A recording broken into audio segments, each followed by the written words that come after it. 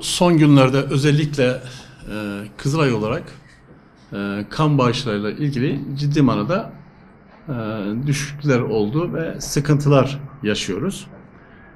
Hepinizin malumu biz Malatya olarak Güneybatı Anadolu Bölge Kan Merkeziyiz.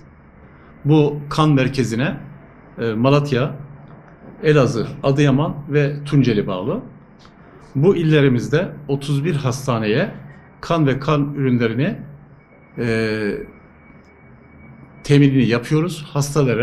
Hastalarımızı mağdur olmaması için 24 saat çalışarak kanlarını temin ediyoruz. Şimdi burada en büyük sıkıntımız özellikle pandemi döneminde vatandaşlarımız özellikle COVID-19 kanla bulaşacağını, kan verdiğinde ciddi manada sıkıntı yaşayacaklarını düşündüler. Biz bunları defaten izah ettik, anlattık.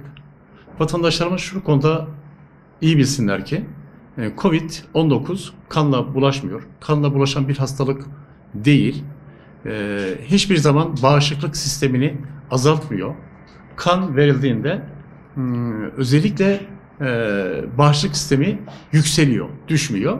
Böylece hem kendi sağlıklarını korumuş oluyorlar hem de kan ihtiyacı olan 3 vatandaşımıza 3 can bağışlamış oluyorlar. Şimdi biz özellikle bu bölge olarak bu illerimizde yaklaşık olarak aylık olarak 10.000 ünite kan almamız gerekiyor. Yani kan ihtiyacımızı karşılayabilmek için özellikle devlet hastanelerimiz, üniversite hastanelerimiz, özel hastaneler toplamda 10.000 ünite kana ihtiyacımız var.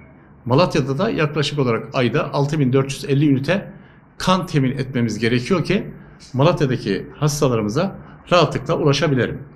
Peki bugüne kadar bu açıklamalarımız, özellikle basınımızın duyarlı oluşu, bugüne kadar hiçbir bölgemizde kan sıkıntısı yaşamadık. Çünkü kan biliyorsunuz acil ihtiyaç değil, sürekli bir ihtiyaçtır.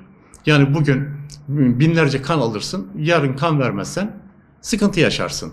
Onun için vatandaşlarımız özellikle kanını verirken sürekli olarak baylar 3 ayda, bayanlar 4 ayda bir sürekli olarak kanlarını vermeleri gerekiyor. Hem kendi sağlıkları açısından hem de hastalarımız açısından gerekiyor. Bizim burada özellikle kan bağışını alırken bir de özellikle kök hücre olayımız var. Biliyorsunuz Türk Kızılayı ve Sağlık Bakanlığı kendi arasında yapmış olduğu anlaşma gereği kök hücre bankası kurulmuş ve Kızılay tarafında burada kök hücre kan alınıyor. Yani kan vermeye giderken 3 ünitede kan vererek buradaki özellikle lösemili hastalarımıza ve çocuklarımıza hayat oluyorlar, umut oluyorlar. Özellikle burada vatandaşlarımız gittiklerinde kök hücre içinde kanını versinler. Bu seneki sloganımız belki de sensin işliyoruz. Çünkü verdiği kök hücre tutarsa bir çocuğumuzu kurtarmış oluyoruz. Yine burada bizim çağrımız vatandaşlarımıza, kamu kurum ve kuruluşlara, sivil toplum kuruluşlarına, siyasi partilere çağrımız şudur. Ki Malatya'da biz bunu çok iyi başardık. Çünkü Malatya gerçekten bu konuda çok duyarlı. Ne zaman sıkıntıya düşsek çağrı yaptığımızda o gün kanla ilgili ciddi manada artmalar oluyor. Onun için özellikle böyle 3 ayda bir yapılan bu etkinliklerin devamını istiyoruz. Eğer bu 3 aylık periyodik olarak bu etkinlikler devam ederse hiçbir şekilde kanla ilgili bir sıkıntımız olmaz.